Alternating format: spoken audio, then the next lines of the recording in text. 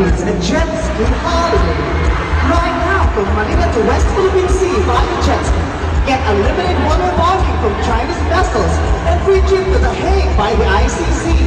Promo applies to DBS only. Big allowance and BBMs are prohibited. Huwag niyo kong subukan mga putang ina niyo. Good day po sa lahat. This is Fiscal EJ. Sa isang konsyerto nitong August 8, naging usap-usapan ang biro ni Vice Ganda tungkol sa free trip to The Hague via ICC jet ski na eksklusibo daw para sa mga DDS. Ang linya ay malinaw na tumutukoy sa kilalang pangako ni dating Pangulong Duterte na sasakay daw siya ng jet ski papunta sa Spratlys. Isang pangakong kalaunan ay itinuring niyang metaphor lamang. Hindi nakapagtataka na marami ang napikon, lalo na ang mga taga-suporta ng dating Pangulo. May mga nagpetisyon pa na ideklarang persona non grata si Vice Ganda sa Davao City at may mga nagsabing lampas na sa tama ang biro. Pero ano ba talaga ang issue dito? Una, ang sinabi ni Vice ay malinaw na political satire lamang. Ang satire ay isang uri ng pagpapahayag na gumagamit ng humor, irony o exaggeration para magbigay komento sa mga pangyayari sa lipunan at politika. Ang jet ski joke ay nakabatay sa isang kilalang political event at ginamit bilang paraan ng komentaryo. Sa ilalim po ng ating konstitusyon, ito ay saklaw ng freedom of expression. Mahalagang tandaan na walang batas na nilabag si Vice Ganda. Wala siyang pwedeng panagutan na kriminal dito. Hindi ito libel, hindi ito cybercrime at lalong hindi ito isang krimen laban sa isang tao. Isa itong anyo ng malayang pananalita na dapat igalang kahit pa hindi natin nagustuhan ang mensahe. Pangalawa, hindi rin ito maituturing na distasteful. Bakit? Dahil ang biro ay hindi personal na panlalait, hindi insulto sa pagkatao, kundi komentaryo sa isang pangakong politikal na hindi tinupad. Iba ito sa malisyosong insulto o paninira. At panghuli, kailangan ding ipaalala sa mga DDS na sila rin mismo ay gumagamit ng biro at panlalait.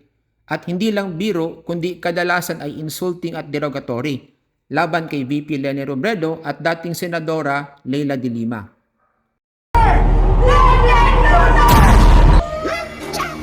Cheater! Cheater! Lena Luna! Yung nga po, check ko lang po. Ayoko! Mamaya mapano pa sila yung Lene? Check ko lang eh. Lelet! Wala na! Ay! Wala na! The sir! The sir! The sir! The sir! The sir! The sir! Senator, teka lang po, iwan niyo muna yan. Bakit? May tumatagas po kasi dito. Anong tumatagas? Anong naglilik? Nagaliks! Ha? Ano yan? Bakit may bahala dyan? Bakit nagalik? Ba't naman gano'n? Anong nagalik? Nagalik?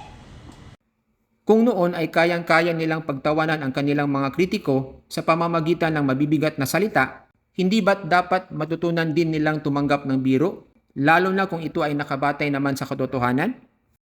Ang mahalagang take-away dito ay simple. Hindi lahat ng nakakatawa ay nakaka-offend sa batas. May mga biro na maaaring hindi natin magustuhan, pero nananatili itong protektado ng ating kalayaan sa pagpapahayag.